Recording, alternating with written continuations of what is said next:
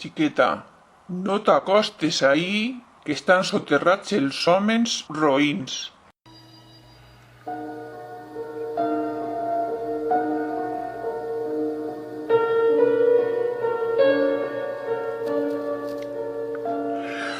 Con esa orden, los mayores decían a los niños que no se acercaran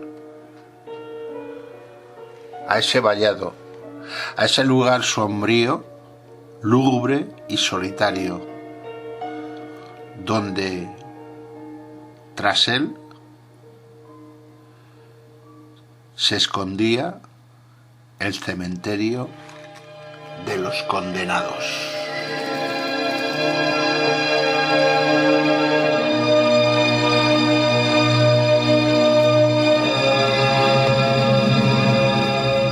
De los condenados a muerte, de aquellos que en la plaza del mercado de Valencia habían sido colgados y expuestos durante 3 días a la vista de todo el mundo. Hubo aquella frase que obligó a que estos ajusticiados fueran enterrados a 1 hora de Valencia. El sitio estaba elegido. El sitio era uno de los márgenes del barranc del Carraixet, en el término municipal de Tavernes Blanques.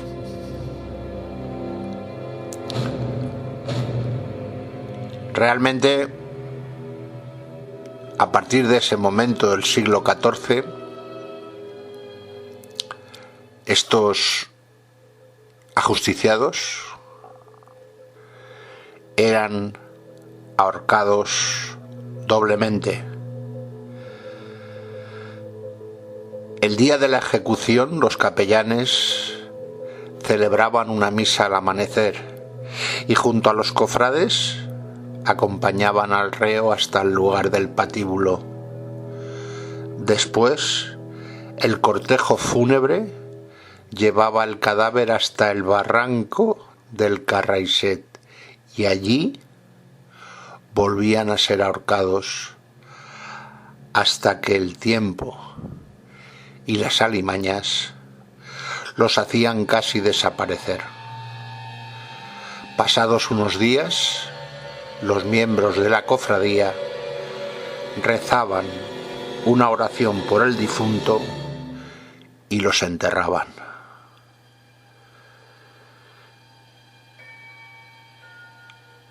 Hoy, todavía, aunque hayan pasado 180 años desde el último condenado sepultado allí,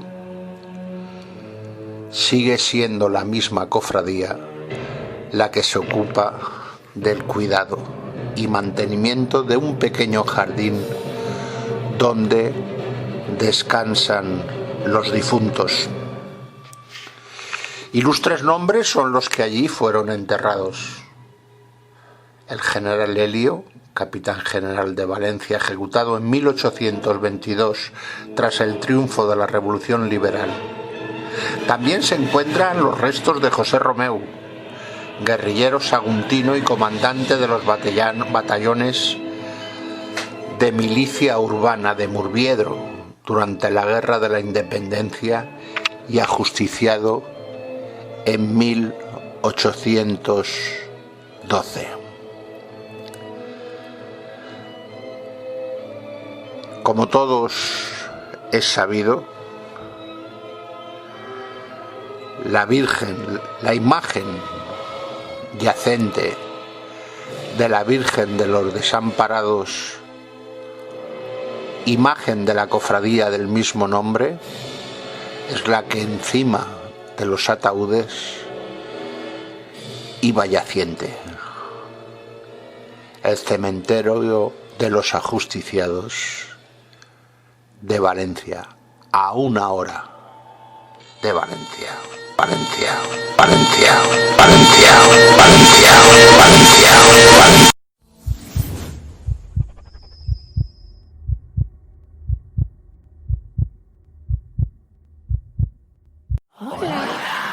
Hola, somos las voces de tu cabeza.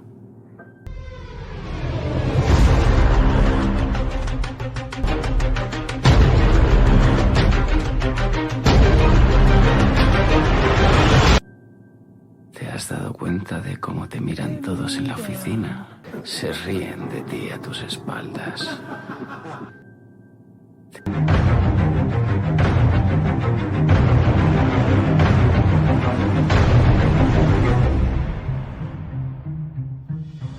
Porque ellos, todos, tienen el mal dentro.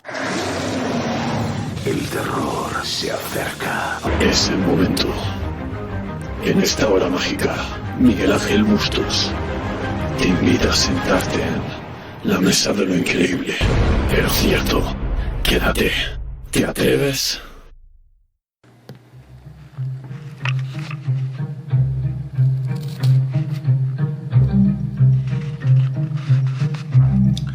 Buenas noches, bienvenidos de nuevo a este nuevo episodio de la mesa de lo increíble. Hemos ya dado el primer paseo, ese primer paseo por el cementerio de los ajusticiados que fue de Valencia. Os hemos contado las circunstancias que concurrían y que concurrieron allá por el siglo XIV y XV. Bueno, ¿qué os tenemos preparados para esta noche? Pues aparte de lo que ya habéis escuchado, vamos a hacer una narración con el maestro de narradores, con Pepe Mediavilla, que en paz descanse. Nos va a traer ese relato del corazón delator, ese ojo que todo lo veía, ese ojo que todo lo podía. Espero que os guste, con un maestro, con esa voz que tantos quisiéramos para nosotros. También en la segunda parte, pues lo que ya os anunciábamos,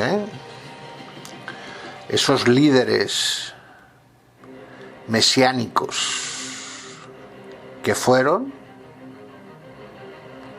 son y algunos serán. Un corazón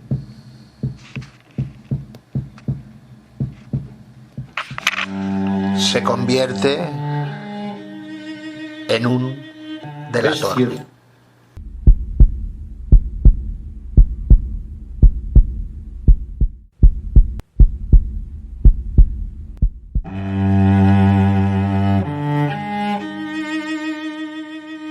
Es cierto, siempre he sido nervioso. Pero ¿por qué afirman ustedes que estoy loco? Muchas cosas oí en el infierno. ¿Cómo puedo estar loco entonces? Con cuánta tranquilidad les cuento mi historia. Me es imposible decir cómo aquella idea me entró en la cabeza por primera vez. Pero una vez concebida, me acosó día y noche. Yo no perseguía ningún propósito, ni tampoco estaba colérico. Quería mucho al viejo. Jamás me había hecho nada malo. Jamás me insultó. Su dinero no me interesaba. Me parece que fue su ojo. Sí, eso fue. tenía un ojo semejante al de un buitre, un ojo celeste y velado por una tela. Cada vez que lo clavaba en mí se me helaba la sangre. Y así, poco a poco, muy gradualmente, me fui decidiendo a matar al viejo y librarme de aquel ojo para siempre. Jamás fui más amable con el viejo que la semana antes de matarlo. Todas las noches, hacia las 12, hacía yo girar el picaporte de su puerta y la abría. Oh, levantaba una linterna sorda, cerrada, completamente cerrada, de manera que no se viera ninguna luz, y tras ella pasaba la cabeza. La movía lentamente, muy lentamente, a fin de no poder perturbar el sueño del viejo, hasta verlo tendido en su cama. ¿Es que un loco hubiera sido tan prudente como yo? Y entonces, cuando tenía la cabeza completamente dentro del cuarto, abría la linterna cautelosamente para que un solo rayo de luz cayera sobre el ojo de buitre. Y esto lo hice durante 7 largas noches. Cada noche, a las 12, pero siempre encontré el ojo cerrado. Y por eso me era imposible cumplir mi obra, porque no era el viejo quien me irritaba, sino el mal de ojo. Y al llegar la 8ª noche, procedí con mayor cautela que de costumbre al abrir la puerta. Apenas lograba contener mi impresión de triunfo. Pensar que estaba ahí y que él ni siquiera soñaba con mis secretas intenciones o pensamientos. Y quizá me oyó, porque lo sentí moverse repentinamente en la cama como si se sobresaltara. Ustedes pensarán que me eché hacia atrás, pero no. Su cuarto estaba tan negro como la pez y seguí empujando suavemente. Había ya pasado la cabeza y me disponía a abrir la linterna, cuando mi pulgar resbaló en el cierre metálico y el viejo se enderezó en el lecho gritando: ¿Quién está ahí? Permanecí inmóvil, sin decir palabra. Durante 1 hora entera no moví ni un solo músculo. Y en todo ese tiempo no oí que volviera a tenderse en la cama.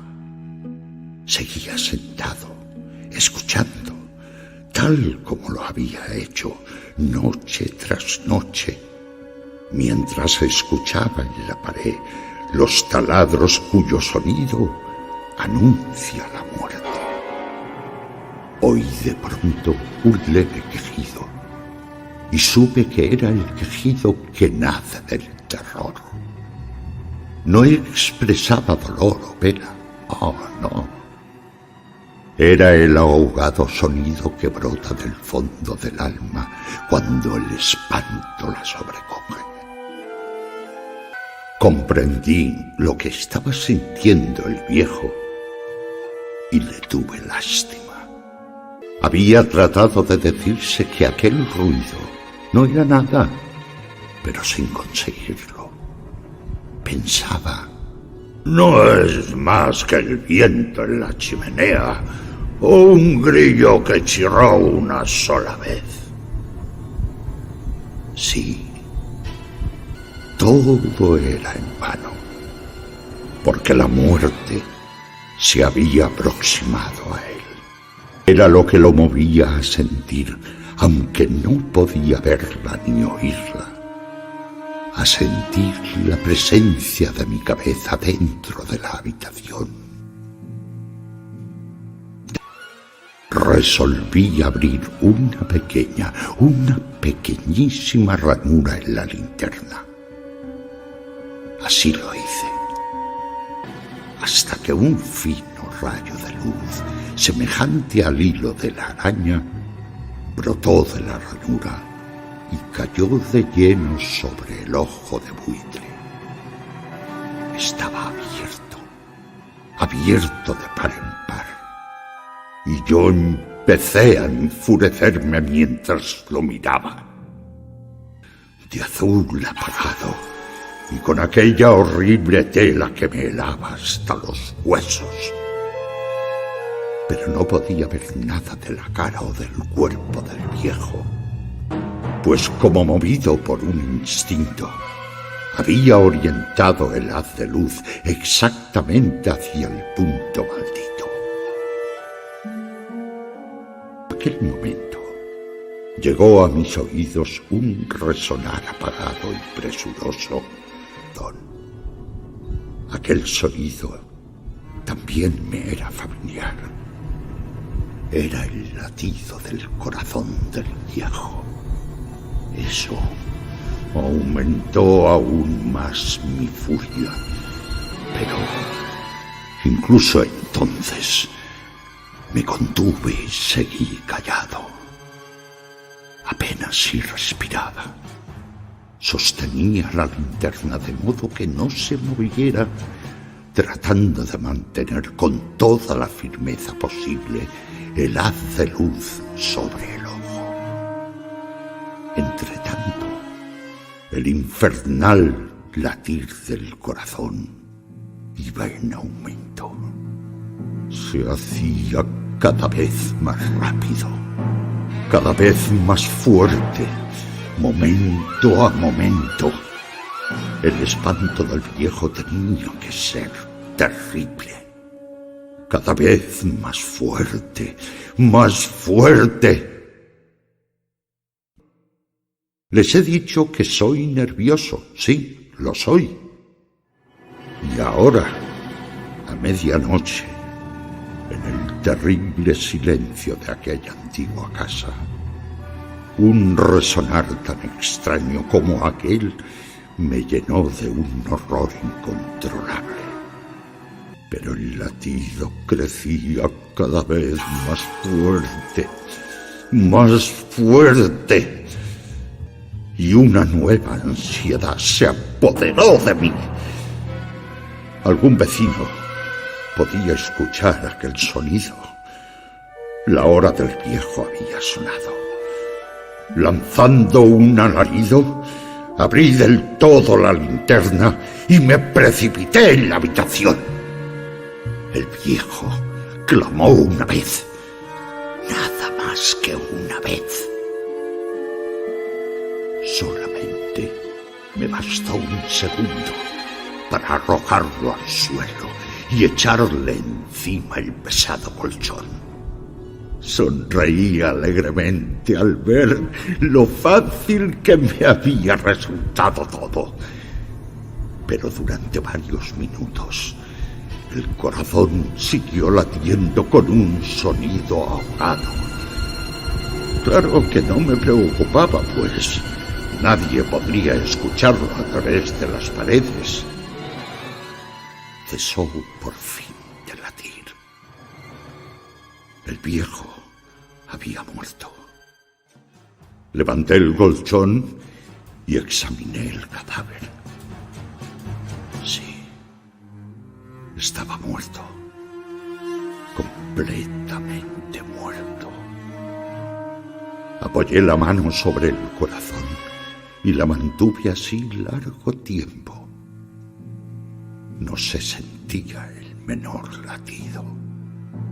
El viejo estaba bien muerto. Su ojo no volvería a molestarme. Si ustedes continúan tomándome por loco, dejarán de hacerlo cuando les describa las astutas precauciones que adopté para esconder el cadáver. La noche avanzaba, mientras yo cumplía mi trabajo con rapidez, pero en silencio. Ante todo, descuarticé el cadáver. Le corté la cabeza, brazos y piernas. Levanté luego 3 planchas del piso de la habitación y escondí los restos en el hueco. Volví a colocar los tablones con tanta habilidad que ningún ojo humano, ni siquiera el suyo, hubiera podido advertir la menor diferencia. Ningún rastro de sangre.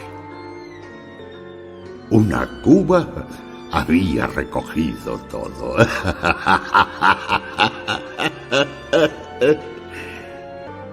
Golpearon a la puerta de la calle. ¿A qué podía temer ahora? Hallé a 3 caballeros que se presentaron muy civilmente como oficiales de policía. Durante la noche, un vecino había escuchado un alarido, por lo cual se sospechaba la posibilidad de algún atentado. Habían comisionado a los 3 agentes para que registraran el lugar. Di la bienvenida a los oficiales y les expliqué que yo había lanzado aquel grito durante una pesadilla. Les hice saber que el viejo se había ausentado a la campiña. Finalmente, acabé conduciéndolos a la habitación del muerto. Les mostré sus caudales intactos y cómo cada cosa se hallaba en su lugar. En el entusiasmo de mis confidencias, traje sillas a la habitación y pedí a los 3 caballeros que descansaran allí de su fatiga, mientras yo mismo, con la audacia de mi perfecto triunfo, colocaba mi silla en el exacto punto bajo el cual reposaba el cadáver de mi víctima. Los oficiales se sentían satisfechos. Sentáronse y hablaron de cosas comunes, mientras yo les contestaba con animación. Mas, al cabo de un rato, empecé a notar que me ponía pálido y deseé que se marcharan. Me dolía la cabeza y creía percibir un zumbido en los oídos. Pero los policías continuaban sentados y charlando. El zumbido se hizo más intenso. Seguía resonando y era cada vez más intenso.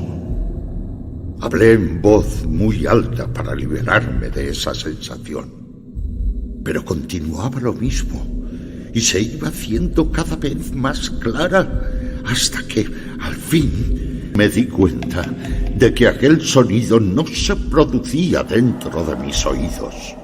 Sin duda, debí de ponerme muy pálido, pero seguí hablando con creciente soltura y levantando mucho la voz. Empero, el sonido aumentaba. Un sonido como el que podría hacer un reloj envuelto en algodón, tratando de recobrar el aliento. Y sin embargo, los policías no habían oído nada. Hablé con mayor rapidez, con vehemencia, pero el sonido crecía continuamente. Me puse en pie y con violentas gesticulaciones, pero el sonido crecía continuamente. Porque ellos se iban. Anduve de un lado a otro, a grandes pasos, como si las observaciones de aquellos hombres me enfurecieran. pero el sonido crecía continuamente. ¿Por qué no se iban? Anduve de un lado a otro, a grandes pasos, como si las observaciones de aquellos hombres me enfurecieran. Pero el sonido crecía continuamente. ¡Oh, Dios! ¿Qué podía hacer yo? Lancé espumanazos de rabia, maldije, juré. Balanceando la silla sobre la cual me había sentado, raspé con ella las tablas del piso, pero el sonido sobrepujaba a todos los otros y crecía sin cesar. Más alto, más alto, más alto. Y entre tanto, los hombres seguían charlando plácidamente y sonriendo. ¿Era posible que no oyeran? ¡Santo Dios! ¡No! ¡No! ¡Claro que oían! ¡Y que sospechaban! ¡Sabían! ¡Y se estaban burlando de mi horror! Sí, así lo pensé y así lo pienso ahora. Pero cualquier cosa era preferible a aquella agonía. Cualquier cosa sería más tolerable que aquel escarnio. No podía soportar más tiempo sus sonrisas hipócritas. Sentí que tenía que gritar o morir. Y entonces, otra vez, escuché más fuerte, más fuerte, más fuerte, más fuerte. ¡Basta ya de fingir, malvados! Aullé. Confieso que lo maté. ¡Levanten esos tablones! ¡Ah! ¡Ahí! ¡Ahí! ¿Dónde está latiendo su horrible corazón?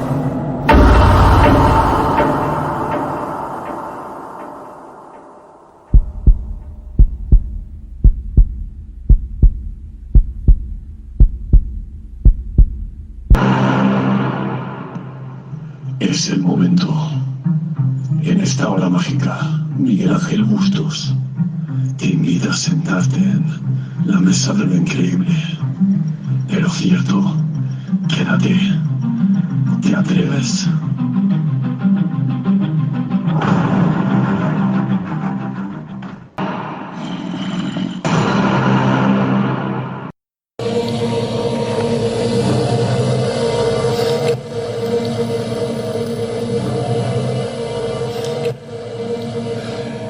Y seguimos en esta noche. Anunciábamos el otro día que íbamos a tocar un tema cuanto menos muy problemático.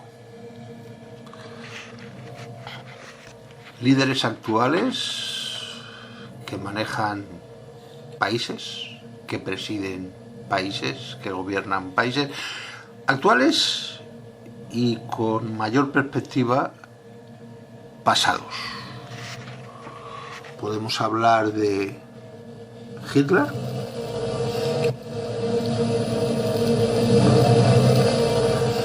podemos hablar de Francisco Franco, incluso podemos hablar de George Bush, Tony Blair, y por qué no, está en la boca de mucha gente, nuestro presidente, Pedro Sánchez.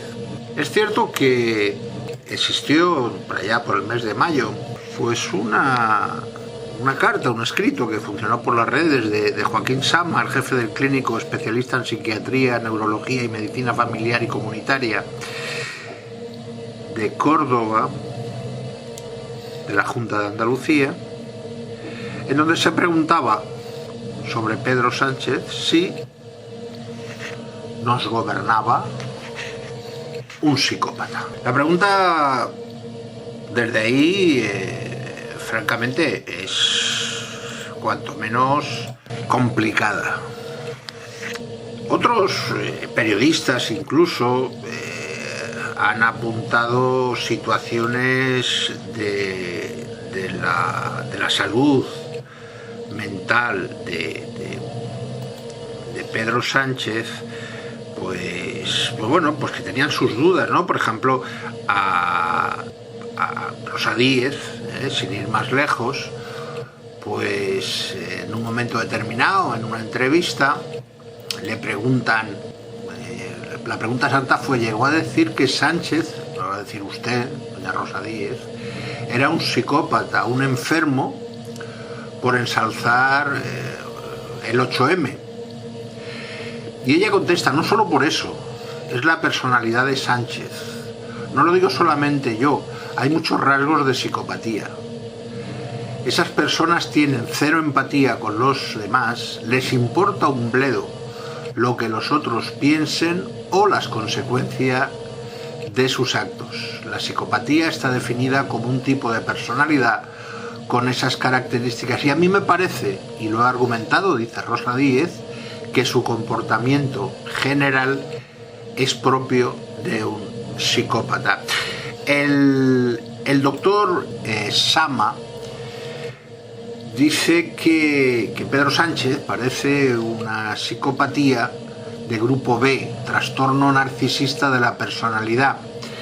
Cada situación le atañe situaciones como grandioso sentido de la propia importancia, preocupación del éxito ilimitado, poder y brillantez, creerse especial y único, exigente, necesita y exige admiración, pretensiosidad, expectativas, carece de empatía, en fin, todo esto. Pero esto no solo es propio de lo que ha ocurrido en estos momentos, de una forma parcial, de algunos tienen esa opinión, sino que en el pasado pues ya ocurrió con presidentes y presidentes de esos mismos gobiernos. Por ejemplo, lo que decía el caso de Hitler. Bueno, para hablar de todo esto, pues vamos a contar con la presencia de un investigador, de todo ese movimiento conspiratorio como es Miguel Ángel Ruiz, para hablar lo que en teoría podríamos llamar como esos prohombres políticos que ellos mismos se consideran o se pudieron considerar por designación divina como tales, incluso en algunos que no correspondería, como es el caso de los que han sido y de los que son presidentes o jefes de gobierno de una democracia. Así que, sin más dilación, vamos a saludar a Miguel Ángel Ruiz. Buenas noches, Miguel Ángel. Y directamente te hago la primera pregunta. ¿Existe el mesianismo político? Muy buenas noches, Miguel. Encantado de estar con vosotros una vez más. Exactamente. Hay una parte de sociólogos y una parte de psiquiatras que se han dado cuenta que hay digamos, entre lo que podría ser el 1% o el 2% de la población mundial que vienen a ser psicópatas, es decir, gente que tiene trastorno antisocial de la personalidad, pero llama la atención cómo si se mira toda la historia de la política, como si mira la historia de los gobiernos, digamos que hay un alto porcentaje de jefes de Estado que a lo largo de la historia han estado completamente convencidos de que estaban designados, que eran elegidos por Dios para llevar a cabo esa misión, ¿no? Y lo que vamos a tratar de investigar un poquito esta noche es efectivamente qué hay detrás de ese fenómeno, de ese mesianismo político, y si realmente estas personas son gente que tiene de alguna manera algún trastorno mental o son de alguna manera genuinas personas especiales, o son una especie de personas especiales o de profetas que realmente están tocados por lo divino y que se pueden cumplir, digamos, una serie de casualidades para que gente con estas creencias acabe conquistando el poder. Bueno, pues empecemos ya con el primer personaje, ¿no? Entonces, Hitler, según lo que comentas, se creía un mesías, ¿no? Sí, es curioso porque de hecho Hitler, digamos que se le conoce muchísimo en su faceta ya de jefe de Estado, ¿no? Digamos el máximo representante del Tercer Reich, pero lo que mucha gente no sabe es que Hitler en su infancia fue mendigo, vivió en la calle y trató de ser pintor en la época en la que vivió en Viena. Él mismo lo cuenta en su famoso libro Mi lucha, Mein Kampf. Y de hecho Hitler de alguna manera era una persona que se sentía ya de antes de alcanzar el poder político, era una persona que se sentía destinada, digamos, a un destino glorioso, ¿no? Él mismo lo cuenta, de hecho, sus padres querían que él fuera funcionario y él rechazaba la idea de ser funcionario porque a él le parecía que eso era algo mediocre y que él, por otro lado, estaba llamado, como decíamos, a un destino glorioso, ¿no? De alguna manera, Hitler, los biógrafos de él se le asocian con malos tratos por parte del padre, con una infancia muy compleja, pero sí que hay un detalle que da el mismo Hitler y que nos puede arrojar un poco de luz sobre su realidad psicológica, y era que, sabes que él vivía en esa Alemania deprimida posterior a la Primera Guerra Mundial, donde fue muy difícil, granjearse oportunidades, y de alguna manera quizás era alguien, vamos a pensar que quizás estaba perturbado, pero era alguien que estaba esperando una señal. Y él mismo cuenta que el 1 de agosto de 1914, cuando se oyó la declaración de guerra de la Primera Guerra Mundial, él mismo decía que acabó abrumado por la emoción, que se puso de rodillas y que dio gracias al cielo por proporcionarle la fortuna de vivir en esos momentos, en esos tiempos de lucha por la libertad, ¿no? De alguna manera, para él era como si el destino le estuviera arrojando una señal de que en todo ese fragor, en todos esos problemas que iba a atravesar Alemania, él sería el gran importante. Y que este conflicto, la guerra, le animó como para que él, a partir de todo ese caos que se generó, fuera cada vez más hacia sus objetivos, que era su vida. Bueno, entonces, según lo que estás explicando, es que estas personas, estos personajes, se creían como una especie de protección, como que nunca les iba a pasar nada, porque tenían como una protección divina. Vamos a ver, yo recuerdo el tema de esa bomba que explotó y que él se salvó indemne de ese posible atentado, ¿no? O sea, ellos creían que tenían esa protección, ¿no? Exactamente, como si tuviera una ayuda sobrenatural, ¿no? Que son cosas que llaman muchísimo la atención. Él mismo dice que él seguía el camino que le marcaba la providencia con una precisión, y pues decía, con la precisión y seguridad de un sonámbulo, y de alguna manera era una persona que estaba completamente convencida de que realmente estaba ahí por la gracia de Dios. Evidentemente hay que poner también un poco estas declaraciones en tela de juicio, porque si muchas de ellas se pueden producir a posteriori de la subida al poder, también se pueden usar como una especie de propaganda política, es decir, yo estoy aquí porque Dios me ha puesto. De hecho, por ejemplo, todas las monarquías absolutistas lo eran por la gracia de Dios, ¿no? Pero sí que llama la atención, por ejemplo, que fueron no pocas veces, y también lo veremos en el caso de Francisco Franco, cómo salen misteriosamente inertes de atentados y de desgracias, ¿no? Que finalmente en ninguno de ellos acaban con su vida, ¿no? Como si una mano secreta les fuera protegiendo. Pues otra de las de las variables que están presentes casi siempre en estos personajes es su autoconvencimiento de la capacidad para cambiar las cosas, para cambiarlas además de una forma inmediata, para aplicar todo aquello que ellos en su mente proyectan y que creen que evidentemente no puede ser de otra forma, es lo mejor. O sea, el cambio y además el cambio ya y rápido.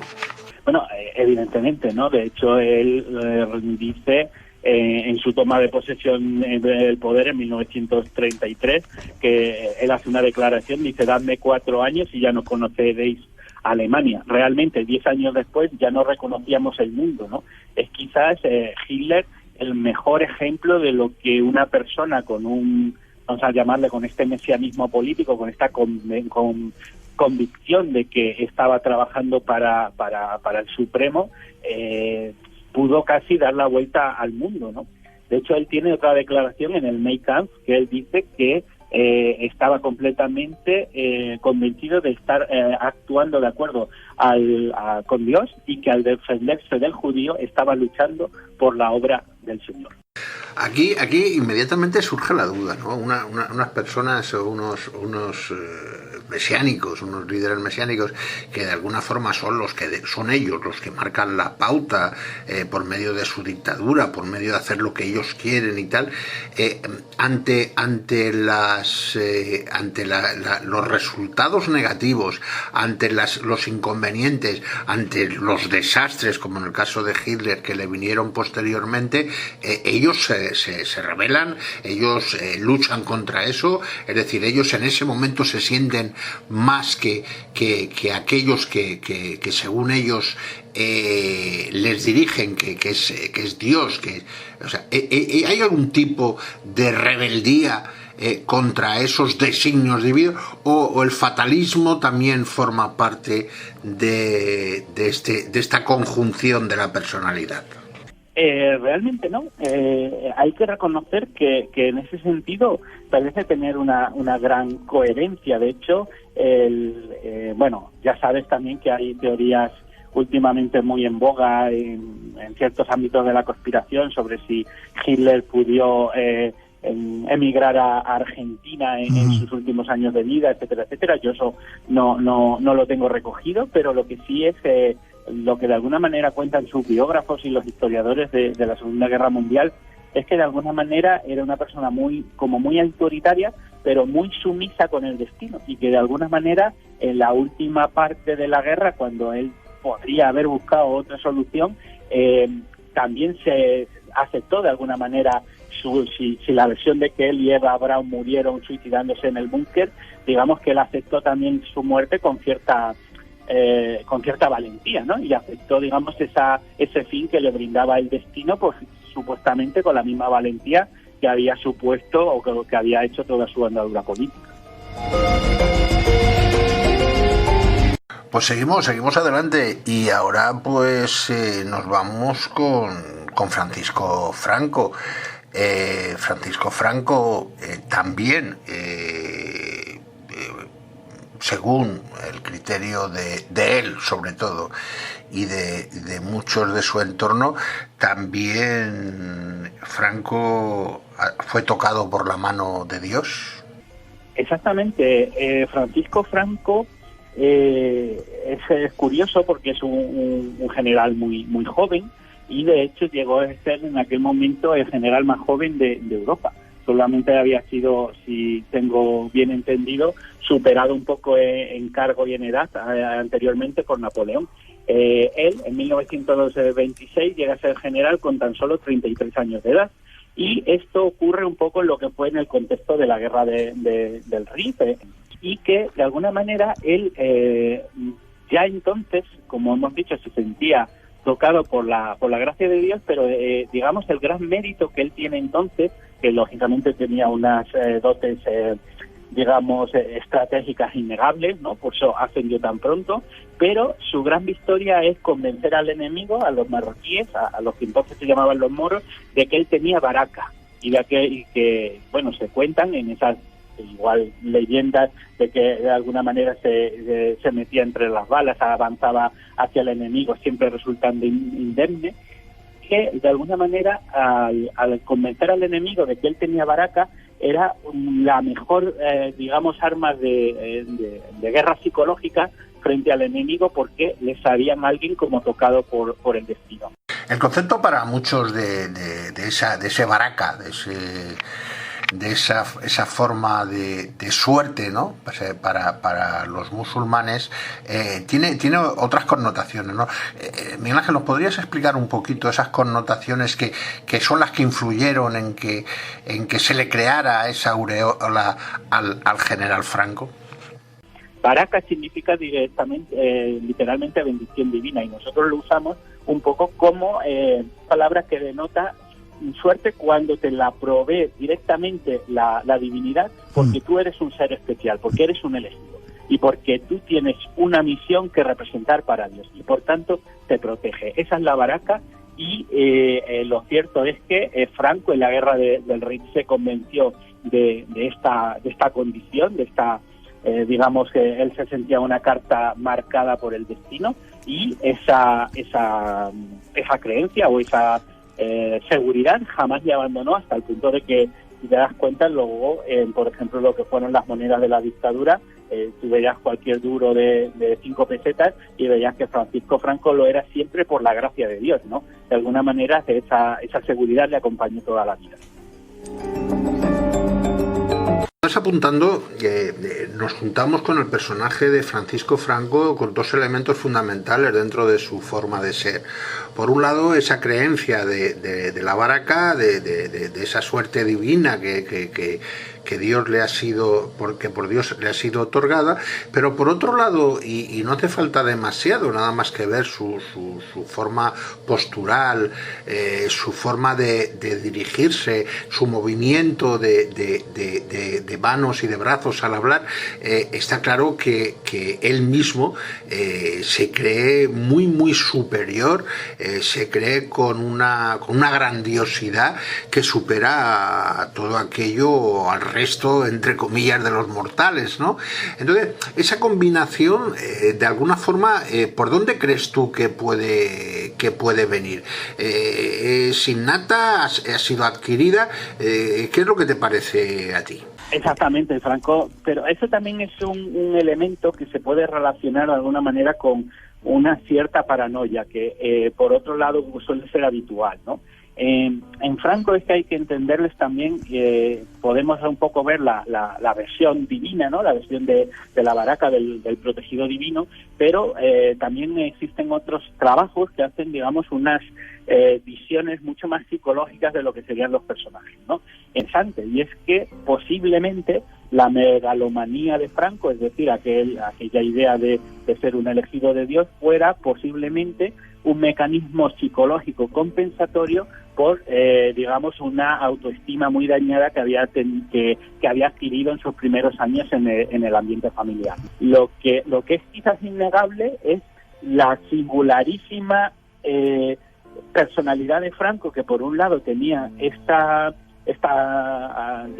herida emocional interna tan profunda, pero como en lo social era súper hábil, cómo consiguió ir subiendo y cómo llegó a postularse, bueno, pues hasta que dio el golpe de Estado el 18 de julio de 1936, que le encumbró pues a la jefatura del Estado de la Nación.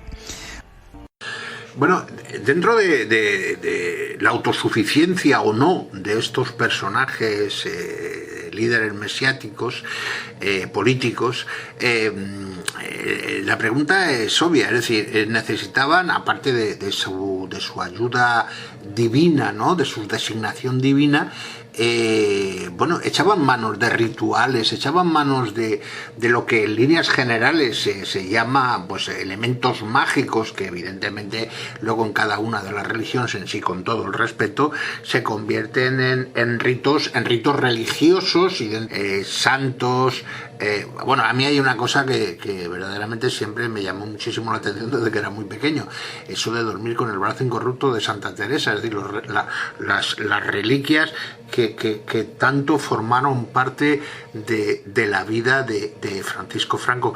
El aspecto de los protocolos religiosos y de los mágicos estaban presentes también en Franco. Estas personalidades tienen un fuerte sustento de pensamiento mágico, ¿no? De lo que hablamos de los protegidos, pero también de todas esas maneras, evidentemente Franco con los santos del catolicismo, etcétera, etcétera, para de alguna manera que también ayudar a esa suerte que aunque ellos piensan que les viene innata, ¿no? Pues si te parece, vamos a seguir avanzando y en esta ocasión vamos a cruzar el charco, vamos a cruzar el océano y nos vamos a ir para bueno, algo mucho más reciente, algo que ha sido muy reciente y que nos puede sorprender. George Bush, que no me estoy refiriendo al padre, ¿no?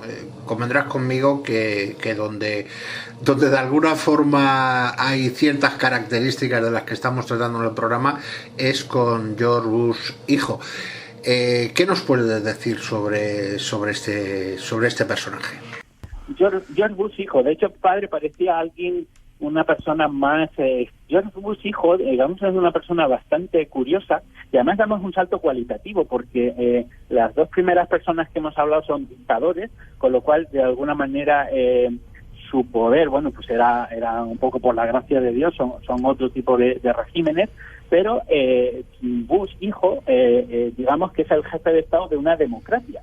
Y de una democracia que en teoría es aconfesional, ¿no? O sea, que realmente llama la atención que un líder político de una democracia tenga estas fortísimas creencias religiosas y que las ponga tan así, ¿no? Pero lo que llama la atención de Bush, digamos, tuvo una vida un tanto disipada hasta los 40 años, tuvo varias empresas, etcétera, etcétera, y uno de los aspectos, empresas que casi todas quebraron, que fueron mal, y uno de los aspectos más desconocidos de Bush es que era alcohólico, sí, o sea, tenía un problema de adicción con la bebida y que estuvo a punto de costarle su matrimonio, pero bueno, él en un momento dado de su vida es lo que hace que empieza pues a frecuentar a un pastor protestante. Él sufre una conversión importante al cristianismo, al protestantismo en este caso, y de la mano de un reverendo que se llamaba Billy Graham, a los 40 años abandona el alcohol y nace como una nueva persona. De alguna manera él le promete a su mujer que jamás volvería a beber y a partir de ahí, digamos que es como una especie de renacido, que por otro lado es un elemento que encontramos en el cristianismo en otros de los grandes santos. Por ejemplo, San Agustín en sus confesiones habla mucho de que él era una persona hasta que de alguna manera tiene esa visión y se convierte en un santo. También San Ignacio de Loyola o el propio San Pablo, ¿no? Y es curioso cómo él tiene un proceso así. A partir de entonces la religión se convierte en algo completamente principal en su vida. Y existe un testimonio que nos llama mucho la atención o que, digamos, pone muy bien el foco en qué pasaba por la cabeza de Bush y viene por parte de un telepredicador que se llama James Robinson y que Bush en 1998 le dice: he escuchado la llamada, creo que Dios quiere que me presente a las elecciones presidenciales. Y ahí, digamos, empieza un poco el periplo histórico que ya es más conocido por todos los oyentes.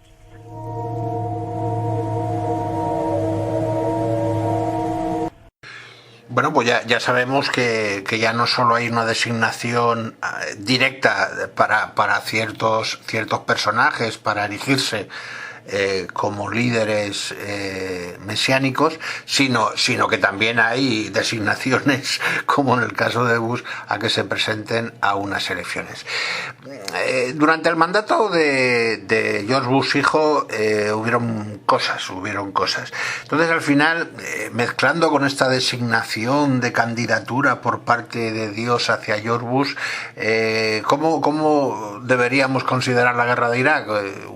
una guerra como fue por petróleo, o una guerra santa, o una guerra bíblica, no sé, en todo caso, porque creo que existe por ahí cierta anécdota que ha contado algún periodista al que asistió en una conversación entre Jacques Chirac y George Bush. ¿Sabes algo de esto? ¿Nos podías contar algo sobre esto? De la guerra de Irak, esa guerra supuestamente por petróleo, pero tenemos de uno de los que fueron los biógrafos de entonces de Jacques Chirac, que fue el francés exactamente, era un periodista que se llama Jean-Claude Maurice, que escribió un libro que traducido vendría a decir algo así como: si usted lo repite, yo lo desmentiré. Y es que este propio periodista cuenta una cosa que obtuvo de Chirac, y era que estando Chirac en su despacho recibe una llamada de George Bush para que se sume a la contienda de Irak, es decir, para que les apoyara en la guerra de Irak. Pero, según cuenta este hombre, Chirac cuando coge el teléfono, literalmente le cambia la cara, porque según cuenta Chirac, lo que le dijo Bush al teléfono es que Gog y Magog están actuando en Medio Oriente.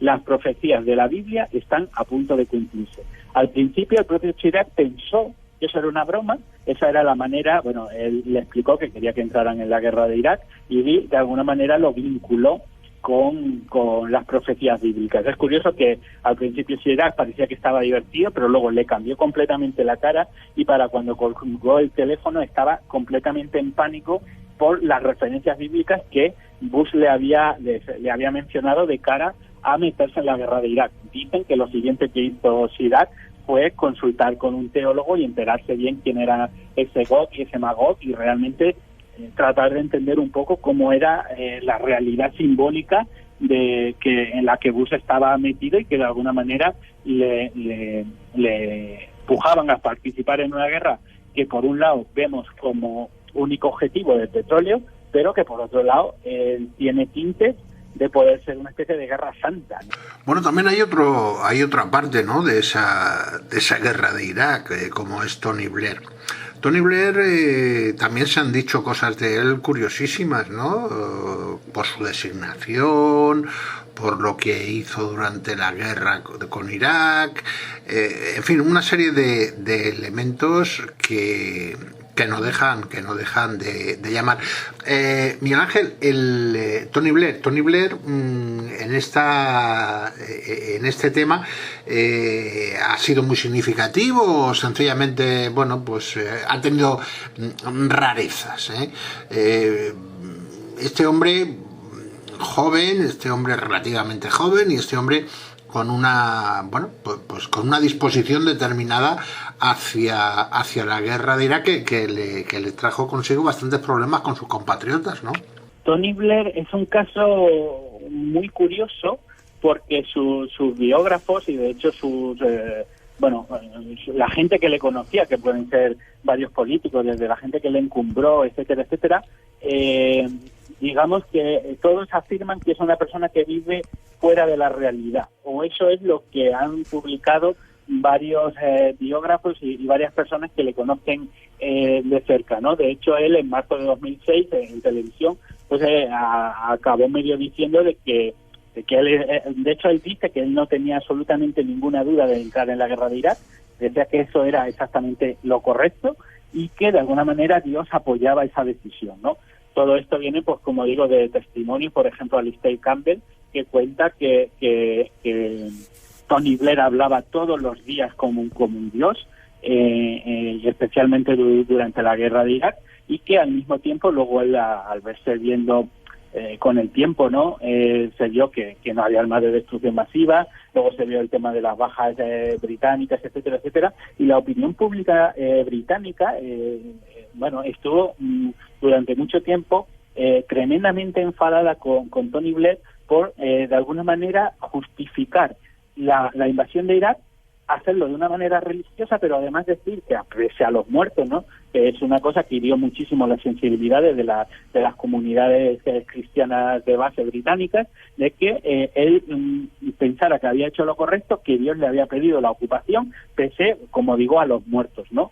Y de alguna manera también otra persona, su biógrafo, que se llama Anthony Seldon, viene a decir que hay una cosa que la mayoría de la gente que conoce a Blair no entiende, y es que Tony Blair estaba total y absolutamente convencido de que él había sido llamado a hacer el trabajo de Dios, y que esta convicción de Tony Blair era mucho más fuerte que cualquier contratiempo o cualquier obstáculo que pudiera presentarle la realidad. Le presentan un poco como si fuera una especie de Quijote que no ve más allá de su interés personal. Y en el fondo es curioso porque él acabó luego siendo, después de la guerra de Irak, asesor de paz en Oriente Medio, ¿no? Lo cual acaba cerrando un poco el rito de lo que fue la intervención militar en Irak por parte de Tony Blair. Bueno, pues volvemos de nuevo a casa, a España, y queda otra pata para ese banco, ¿no? De aquella época y de la guerra de Irak, concretamente, pues José María Aznar, que por otra parte también tuvo su atentado correspondiente, del que se libró por suerte para él, y todos estamos contentos de que así ocurriera. Han habido muchos, no sé si llamarles fake news, bulos, en fin, ganas de enredar. Con respecto al tema de Aznar, ¿qué es lo que hubo, Miguel Ángel? Bueno, de Aznar en Internet, si buscáis Aznar elegido de Dios, etcétera, vais a encontrar un montón de páginas web hablando de esto. Pero haciendo justicia, y para eso es también el trabajo de investigador, hay que decir que todo fue una especie de broma que sacó un artículo que había sacado un humorista que se llama José Antonio Pérez, que tenía un blog Mi Mesa Cojea, y que lo que hizo fue insertar o publicar unos fragmentos falsos en lo que habían sido las memorias de Aznar, en las cuales Aznar decía que al salir ileso de un atentado de ETA era porque él había soñado que Dios se le presentaba y que le decía: Aznar, yo te quiero libre porque quiero que lideres a la humanidad, ¿no? Todo aquello era falso. Aznar nunca publicó esto, pero es curioso que bien caló esta idea un poco en las redes sociales y en la cultura un poco de Internet. Pues hasta aquí este tema que hemos traído de estos líderes mesiánicos y que a lo largo de la historia se han ido presentando. Realmente faltarían algunos más, porque en la actualidad tenemos algunos que llaman poderosísimamente la atención. Pero antes de nada, despedir a Miguel Ángel, darle las gracias por habernos ilustrado durante más de media hora, y que en otra ocasión esperamos con otros temas contar con tu presencia. Muchísimas gracias y buenas noches. Hasta pronto, un fuerte abrazo. No quiero despedir la entrevista de hoy, el programa de hoy, sin aclarar, de la misma forma que Miguel Ángel, el invitado, nos ha aclarado, lo que pasa con esa historia con Aznar.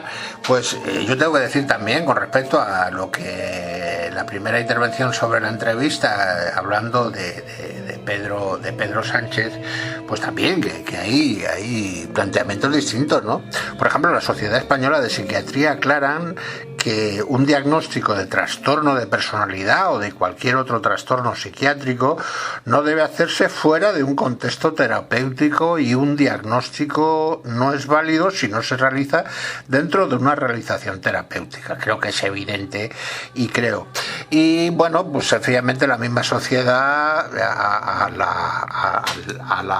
al escrito del profesor y del doctor Joaquín Sama dice que bueno, que está dentro de lo que es la libertad de expresión, dado que Pedro Sánchez no es paciente del doctor Sama.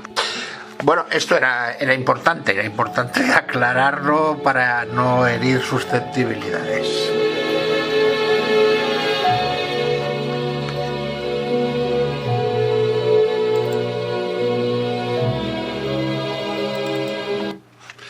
Y bueno, y ya es el momento de decir adiós.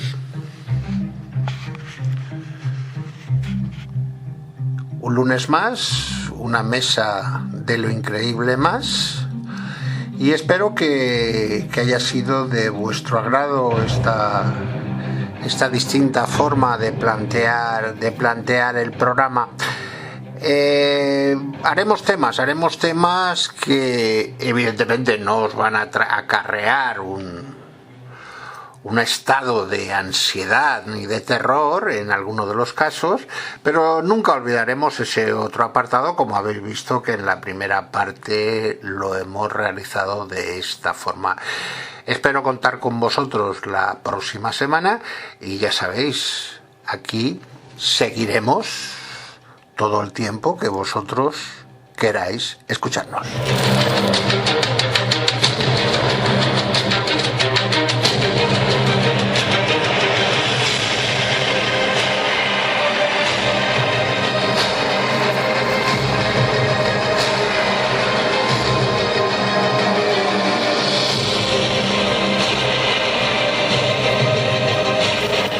Ya sabéis, aquí os espera, tras el micrófono, Miguel Ángel Bustos.